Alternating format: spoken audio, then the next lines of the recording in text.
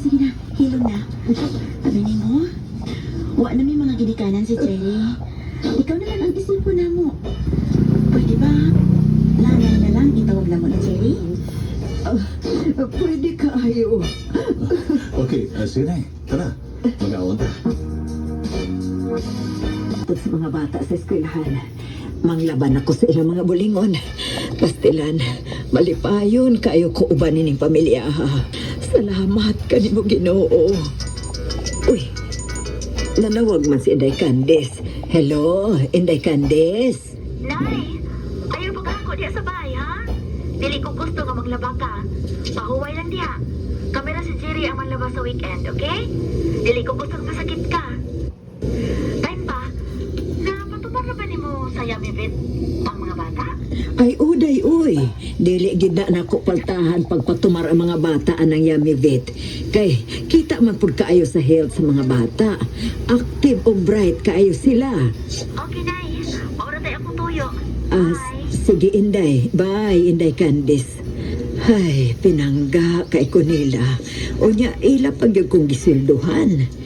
Inanay na kong nakatigom. Oy, si Andro maning nanawag. Hello, Andro, anak. Basta kung kagasiya nga pagkainaan, ma. Kung ako na may kabaos. Andro, anak. Nga nakasulti ka man ni Ana. Sumagot! Ipihaan lang ni mo si Sandra sa apartment nga maurang usap. Unya, maptos na ba to?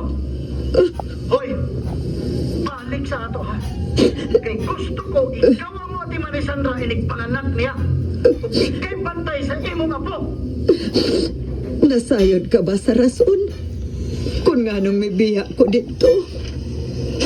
Gawas nga gihinginlan ko niya. Gidaot ko niya diha nimo. Gihimo pagid ko niyang maid o dili pa kanon. Kinsay makaantos ana.